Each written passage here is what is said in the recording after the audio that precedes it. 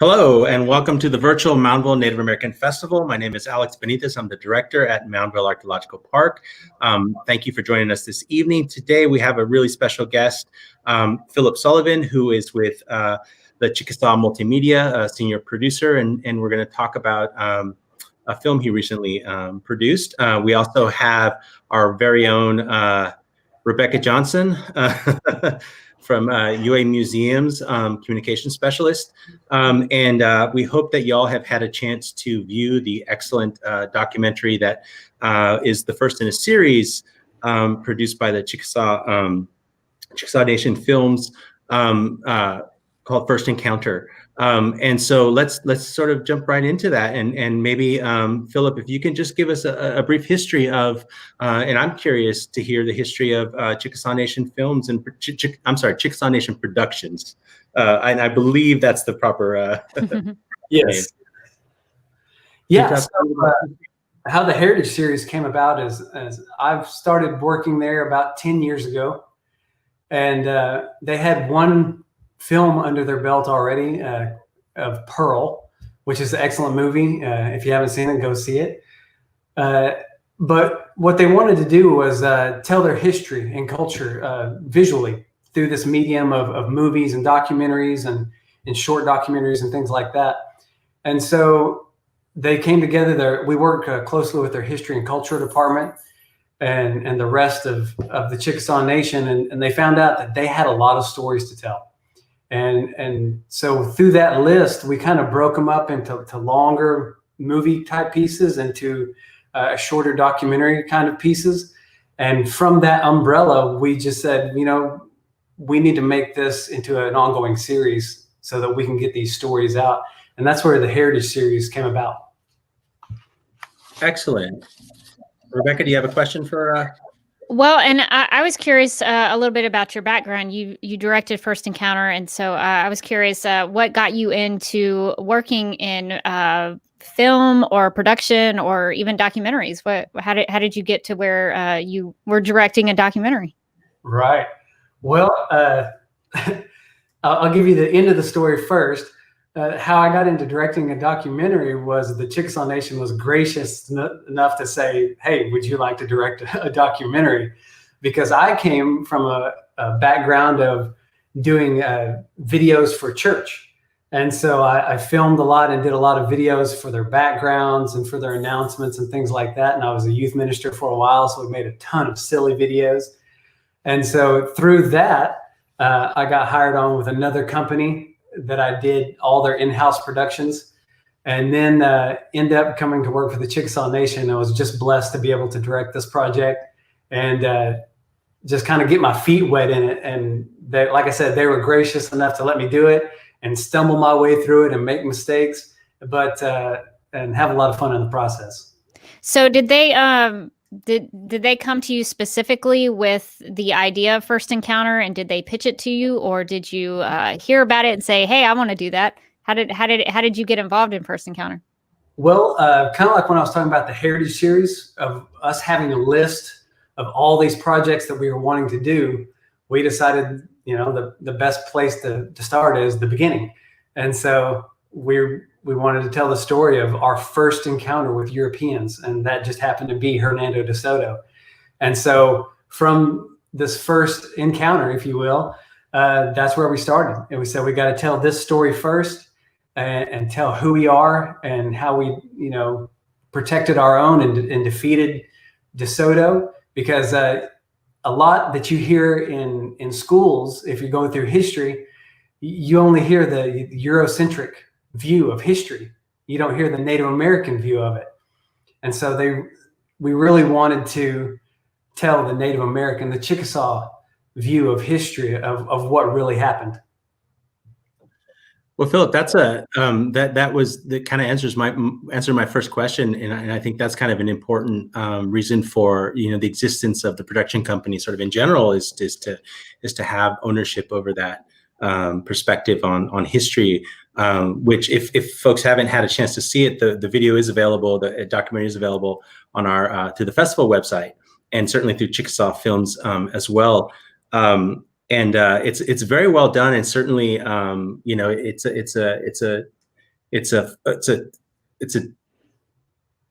it's a more complete picture of that history than what we get in books or other documentaries that have been produced before. I will say that I'm really impressed, given your the way you sort of spoke about your background. This is it's a very well done film, documentary film, and it's excellent. And so I hope folks get a chance to read it. Now this is watch it. I know this is the first in a series.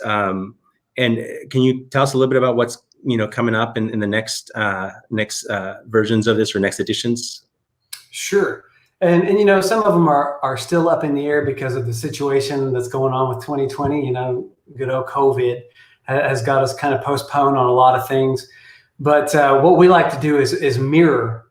We'll have a big project like a movie, and then what we'll do is put out the documentary to go alongside it, and then that also trickles down into the educational aspect of it that goes into schools. And so we've got First Encounter.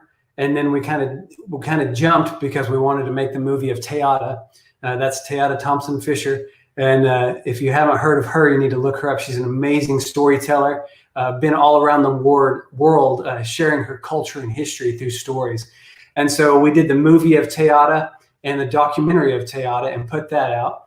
And then we were working on Chickasaw Rancher, and then kind of COVID happened. And so that'll be pushed until our slate cleans up and everybody can work safely. And so we've got a few things lined up. It just takes a long time to get the ball rolling on some of the bigger projects. So that goes into a question that I had was, what is the process of making a documentary? If you were going to do it in a series like the Heritage series, what's the process from the start of having the idea and kind of mulling around in your mind to the end point when you're screening it for somebody? What are the steps in that process? Right. Well, with First Encounter, and we work like hand in hand with our history and culture department. And the reason for that is we want to make sure that everything is correct on our end, as correct as we can get it. And so we go through scholars. We've talked to a lot of scholars. We go back to the homelands in Mississippi, Alabama, Tennessee area, and we talk to those people. And we talk to elders, and we talk to all of them, and gather up all that information that we can, and then we go into script writing. And then once we get a good enough script, we ship that off to our history and culture department and everybody else so that they can lay eyes on it and make sure that we're representing the Chickasaw Nation correctly, and that we're saying everything that we want to say. From then, once the script is approved, then it's on to the production aspect of it. And we start making our clothes and then finding our locations. And then we go into filming, then into edit, and then the graphics and the audio. And then we have an in-house viewing. So we send that up. When I say send that up, it's to our line of support. And once they view it and they're happy with it, then it gets released to the general public. Are you a storyboarder? I'm curious if that's part of your process as well. Ooh, I am a wannabe storyboarder. We have a lot of talented artists within the Chickasaw Nation. I am not one of them. For First Encounter, I had a lot of the crew laugh because I used Lego minifigs. And I was like, all right, so the camera's here. And I'd put out my minifigs and be like, camera's going to move through here. And I would just snap pictures. And that was my storyboards, was Lego minifigs and stick figures. So I'm just curious, I just want to say I saw Teata. Actually, I saw it screened out there at the Chickasaw winter holiday event that y'all had a few years ago. It was excellent. It's a great film. I encourage people, if they can, to watch that. And that was kind of one of the questions I had, is whether there are different kinds of films, or whether y'all focus on just documentary, but that's more of a historical piece. Teata, and that's why I thought it was excellent. Are there other genres that y'all are sort of focused on? Is it a lot focused on being educational in the sense that it goes into the schools, as you mentioned earlier? Well, that's kind of why we split it up in between the bigger movies and then our documentaries, because the movies, they can do what movies do. You know, they can entertain and they'll tell the story, but it's still entertaining. The documentary, we want to, you know, get to the nitty gritty and tell the story, tell the historical facts. And that's mainly what we send to the schools. Now, we definitely encourage the schools to use the movie, use the clips from the movies, because it's excellently done. It's produced phenomenally and looks fantastic. And then, so those, they go hand in hand. I mean, you've got the movie aspect of it, and then you get the meat of the sandwich, if you will, from the documentary, which flows down into the educational part of it. And so it's great to be able to see all those avenues come together. To follow up on Alex's question about genres, First Encounter has, of course, live action, but it also has a little bit of animation there for a little bit, and there's also an artistic rendering that's in there, so it sort of plays with some of the genres to tell the story of footage that we don't have. So, yes. Which is very clever. So, what was your visual goal as the director when you went in to tell this story? Did you have something in mind in terms of what you wanted it to visually look like? Yes, and some of it, you know, some of the greatest things come out of necessity. You know, you get to a hole in your timeline and you're like, I need to fill that, and I have no footage. But a lot of that comes from our research in the beginning. When we start to research the story and develop it, we come across great paintings from, like, Tom Phillips was one of the main painters that we used. He did a lot of historical paintings that our lead graphics person, Josh Newby, he was able to take those into After Effects, separate them out and animate them and make them move and look, just, in my opinion, really cool. And so we had that going for us. And we also had a little bit, you mentioned in the beginning, where we kind of fly through some trees and then we come over a hill and we see the village of Chickasaw. That one came about because Josh and myself are big Lord of the Rings fans. And we thought, oh man, like the map of Middle Earth, you know, we're flying through there. And so we drew some trees up, and he did all the animation within After Effects and some other programs that he has.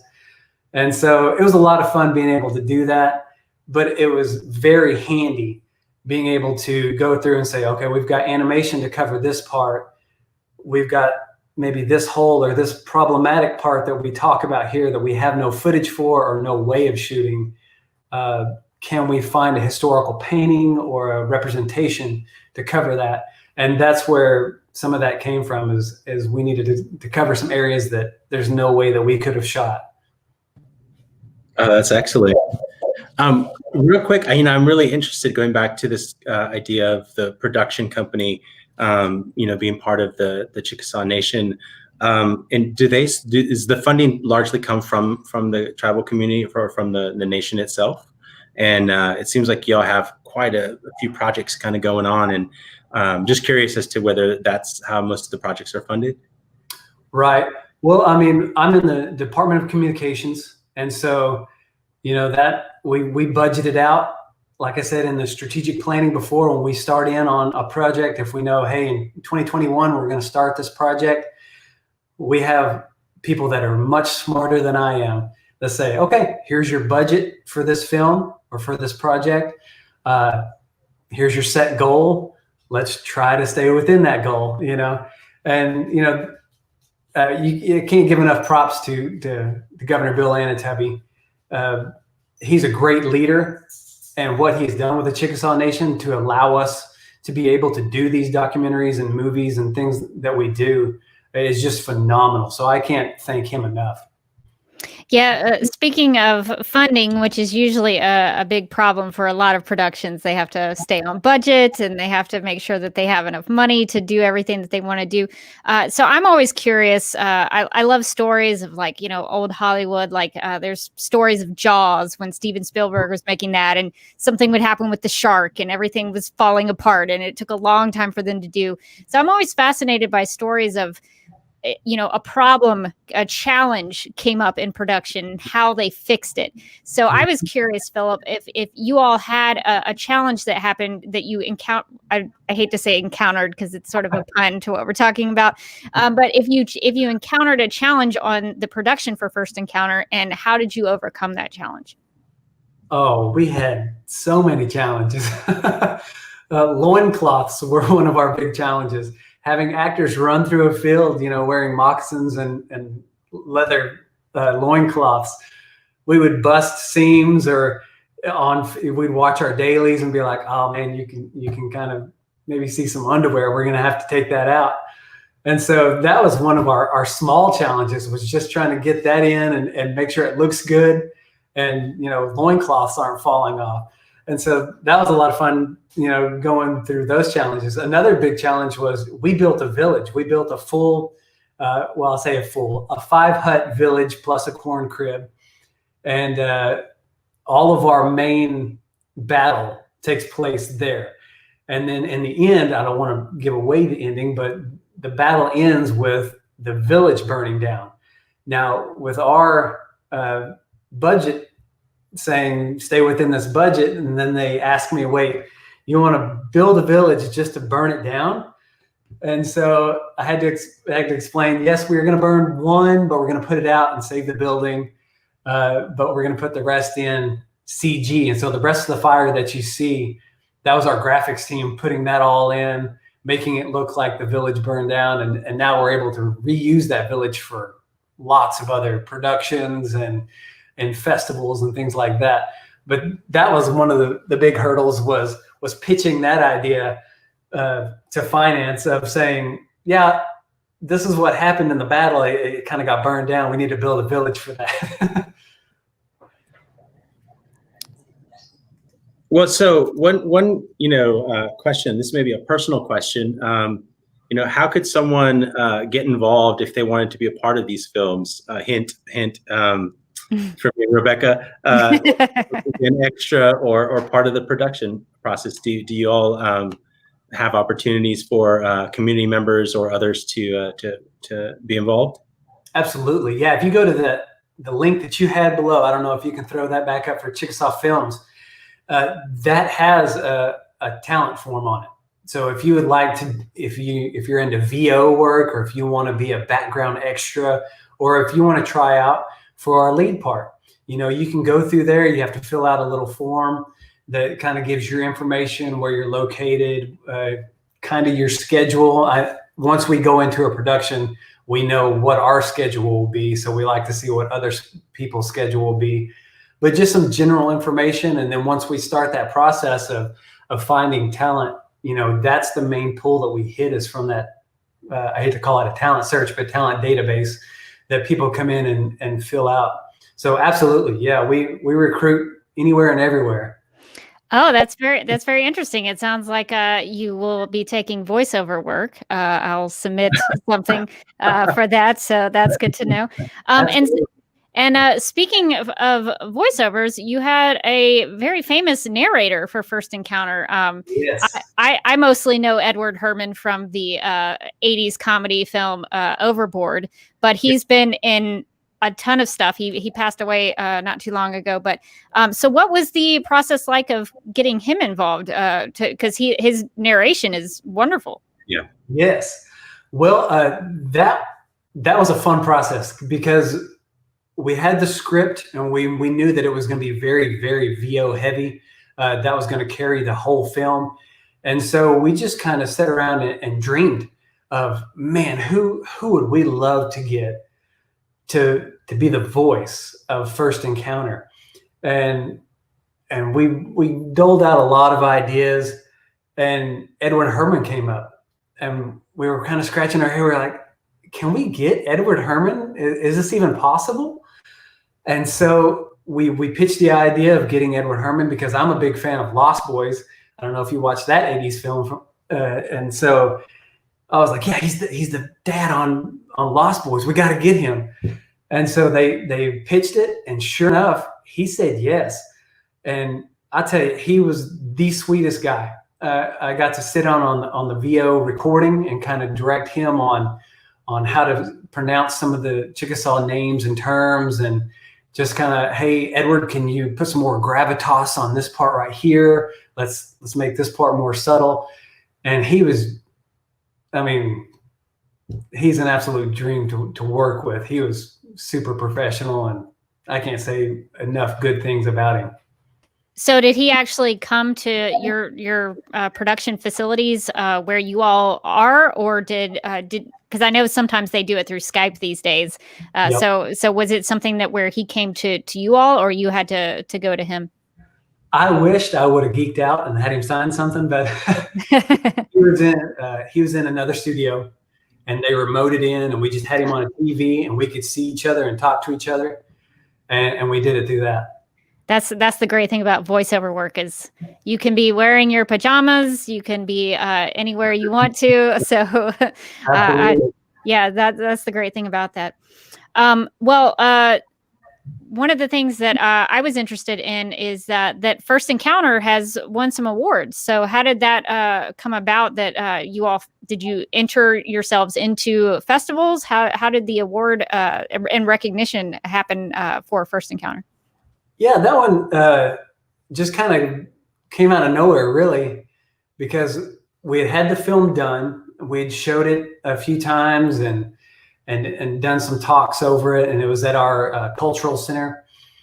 And then someone was like, "Hey, you should enter this in a film festival because they have a short documentary category." And we were like, well, we didn't do this to win awards. We did it to educate and get the story out there. But sure enough, we entered it, and we ended up winning an award. And we were really surprised and just very thankful that we won.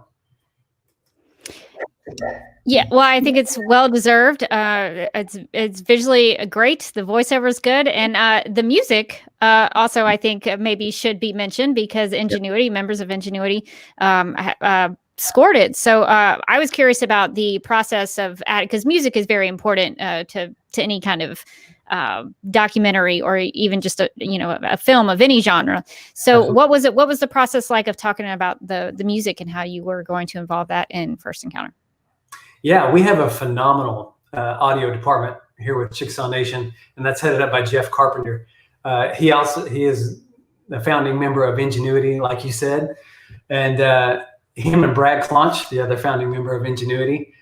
When we started in on the project, once you get those two guys in a room rolling on what sounds could be there, they take off with it. And all you got to say is, "Hey, Brad, make it epic," and he'll jump on the keyboard or the flute and whatever he can get his hands on, and they just write phenomenal music. And it's great to have people on staff that you can go and just say, "Hey, I need music for this part right here." Let them watch it, let them run with it, and they're able to score and write beautiful music that elevates the production just that much more.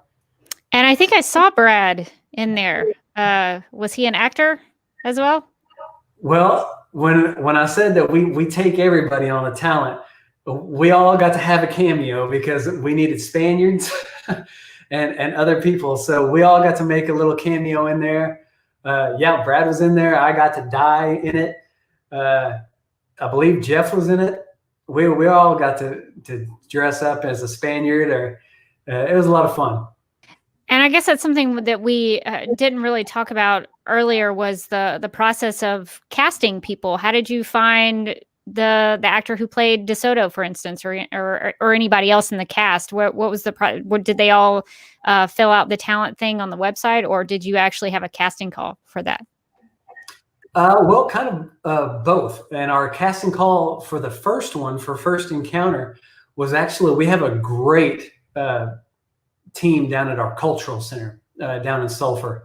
And so we went down there and just kind of scouted around and said, "Hey, would all of you like to be in our documentary? We need warriors, we need villagers, anything that we can get our hands on." And they were nice enough and gracious enough to help us out with the project and came and just did a phenomenal job. And you mentioned the actor that did De Soto. we filmed the landing, DeSoto's landing down in Bradenton, Florida at DeSoto National Park. And so he was an actor that had played DeSoto before. And we found him through the park, and they were able to contact him, and we got a hold of him and said, hey, we're doing this piece. Would you like to be in it?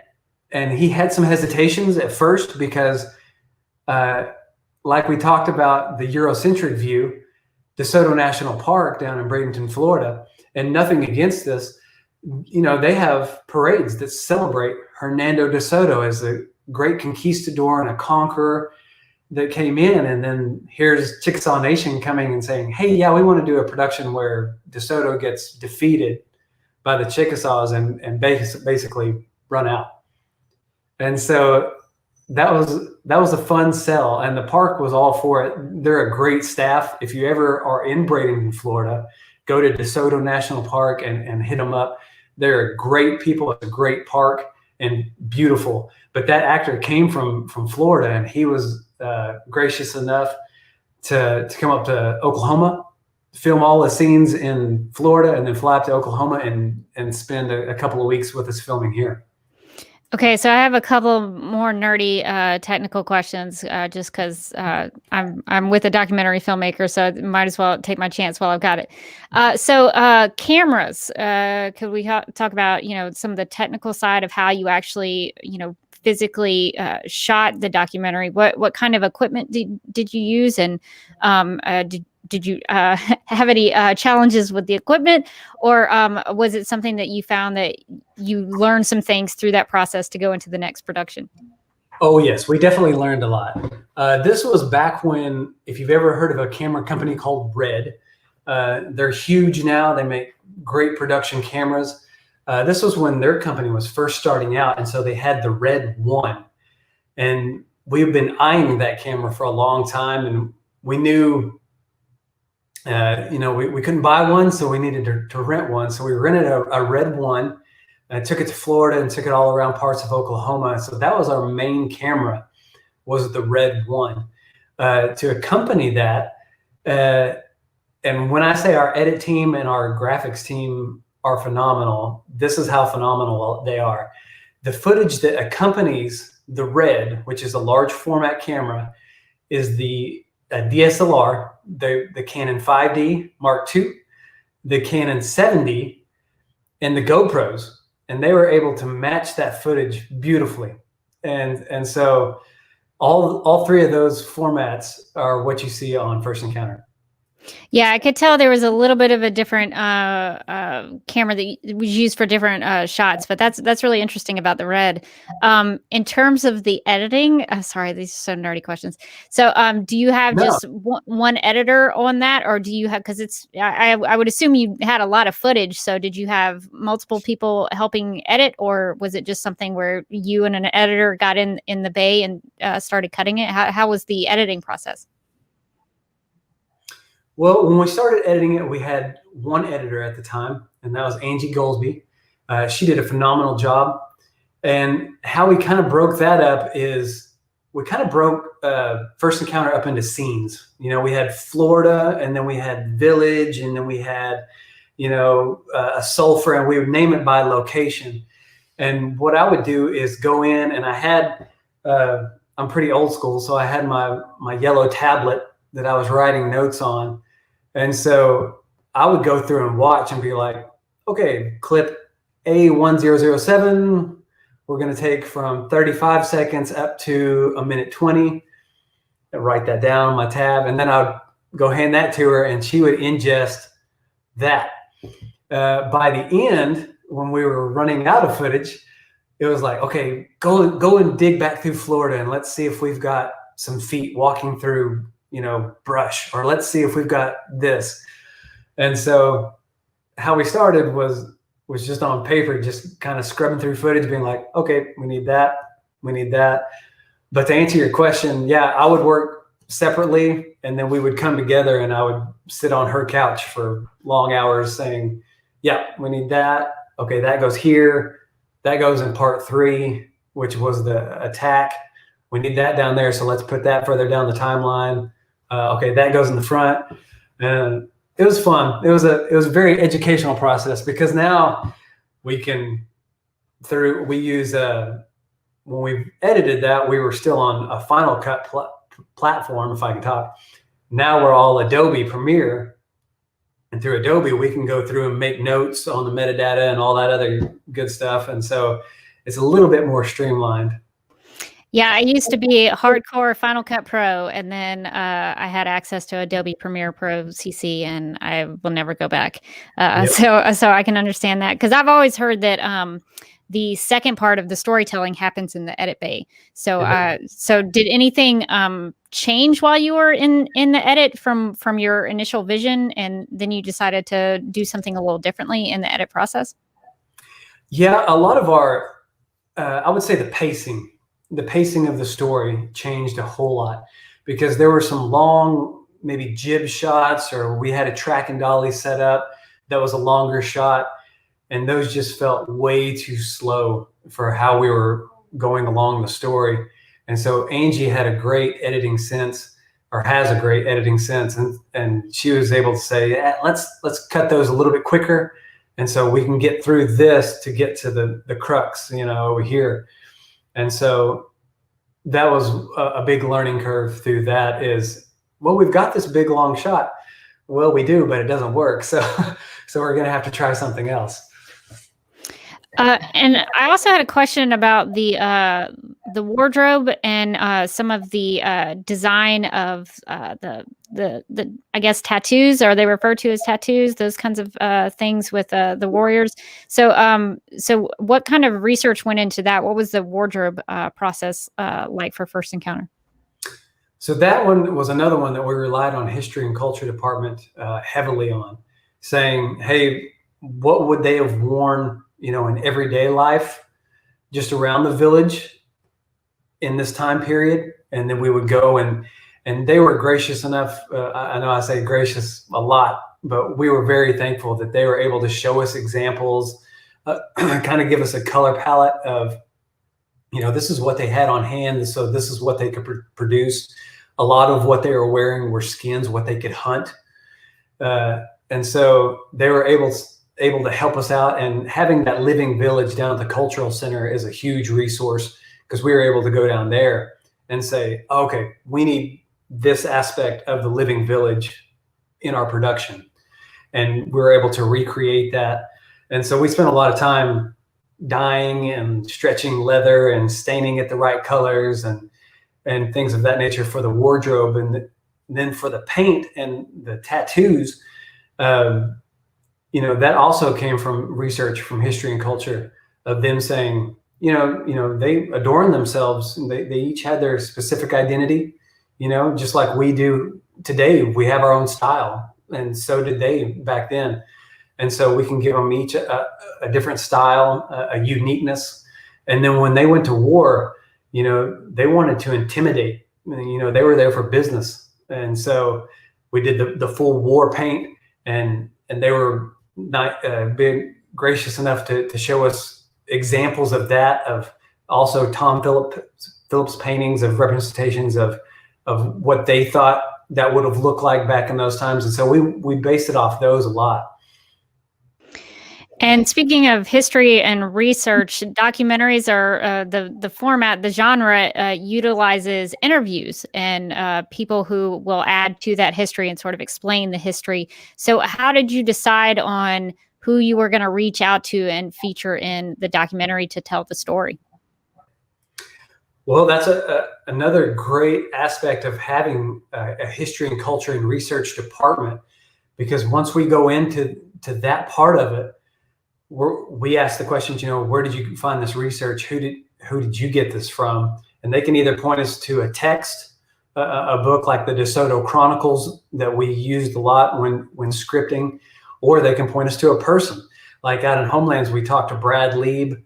He was in it. And then from that one leads to another, and then leads to another of, hey, who could we talk to about this special part of it? Or who could we talk to whose special niche is this?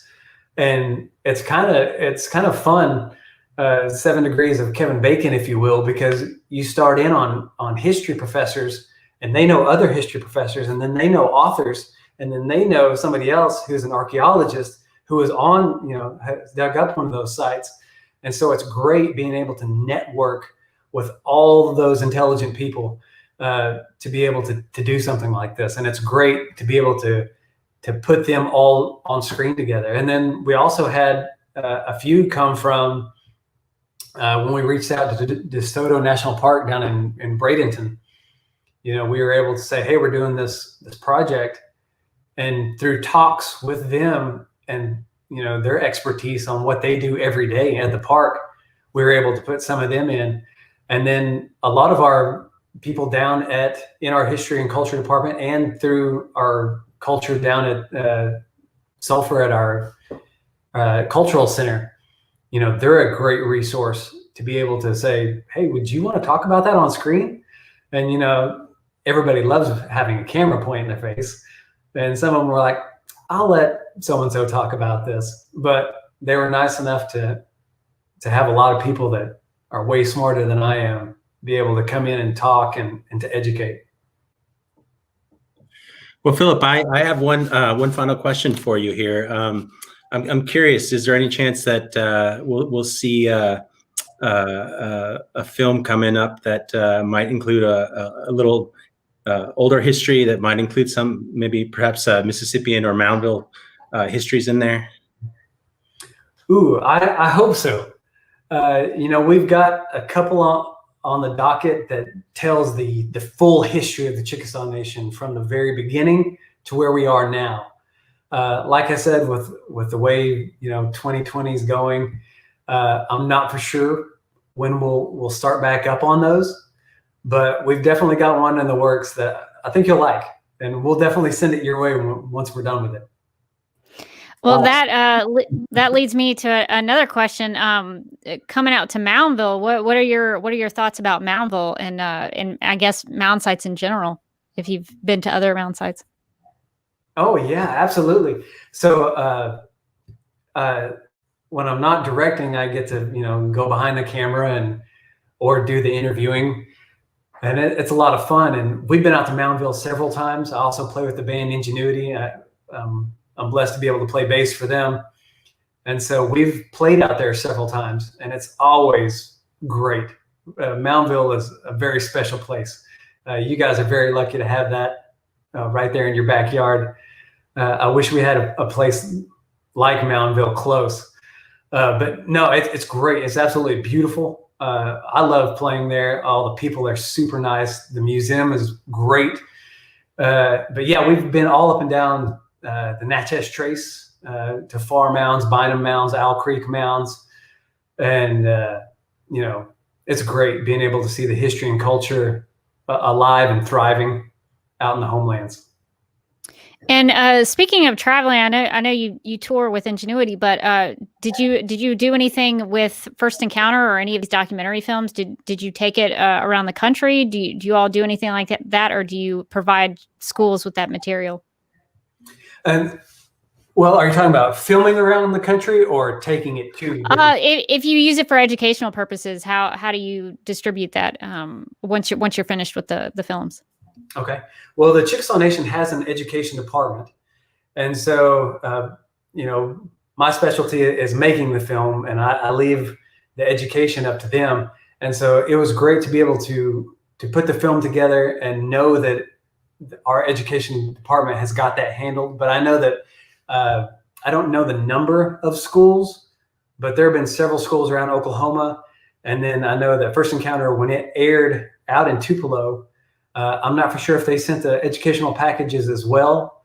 But if anybody is interested in trying to get that in their school, they can go to chickasaw.net and definitely look that up. Or I can give you my information and I can direct you to a person that knows how to get that done.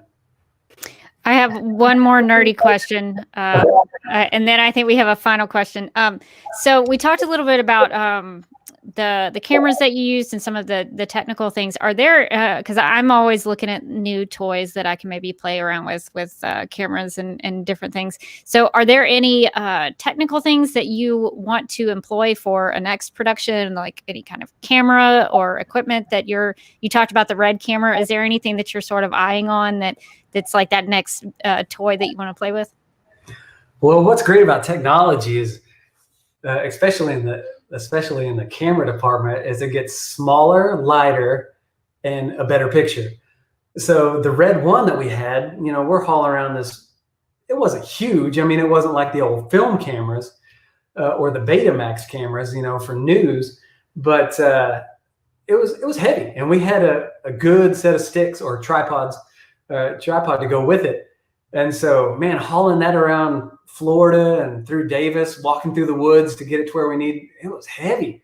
And then to be able to smooth that out, if it wasn't on track and dolly or anything like that, we had what we called the Iron Man suit, which was our Steadicam. And so it had this huge, you wore the vest, had the huge arm coming off of it, and you'd hold it like this. And man, that, even with the arm, that sucker got heavy. And so all the stuff that's coming out now, all the new gimbals, the new drones, the new cameras, everything's so much better. It's just, we got to get budgeted for it. But yeah, we've got our eyes on a lot of stuff. It just depends on if it's in the budget. Well, Philip, I have one final question here. And thank you for your time. It's been wonderful. I've learned a lot and a lot about technology behind the scenes stuff, which is great, which is why it's wonderful to have Rebecca on this with us. But looking back at your time on working on First Encounter, what would you say you're most proud of? Oh man, there were so many small victories in that, just being able to pull off certain things that you're like, yes, that made it all worth it. I don't know, just the finished product, being able to go through all the production, all the research, all the editing, the sound design. And let me stop there and give a huge shout out to the team at Chickasaw Multimedia and Chickasaw Productions. Without them, this wouldn't have happened. They're a phenomenal team, and they're experts at what they do. And so they make a first-time director like me look phenomenal. And so I can't say enough about the team. And I guess you can call that a reward in itself. Is, you take a lot of people and mash them all up and hope that they work together. And we came out working together, still friends, and came out with a fantastic final product. That's awesome. That's great. That's great. Well, thank you for joining us. We love Ingenuity. We love having you out. We hope to have you all back in person next year. But we love, what you're doing with the films as well. And we would like to certainly, if we can, be able to have those here as well and be able to use those for our educational programs as well. Certainly having a Chickasaw perspective on history is important for us to be able to tell as well. And with that, I'll just conclude this portion of our Native American Festival. Again, thanks to Philip Sullivan and to Rebecca Johnson for joining us for this really great talk on a great film, First Encounter. Check it out on our website and at chickasawfilms.com. Is that correct? Yes, thank you. chickasawfilms.com. If you don't watch it here at our festival.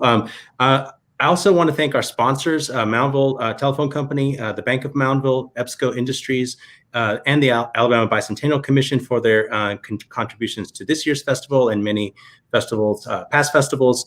We greatly appreciate their support. To purchase our exclusive content and to participate in our live streams, and purchase items for our gift shop, you can go to festival.museums.ua.edu. For more information about Mountainville Archaeological Park, please visit mountainville.museums.ua.edu. And if you're enjoying our virtual festival, which continues until tomorrow, we would like to support us, please consider becoming a member of UA Museums at give.ua.edu/museums. Thanks to everybody who watched here live with us. And those of you who will watch us in recorded sessions, in the future. Thanks again, Philip, Rebecca, and we'll see everyone else tomorrow morning. See ya.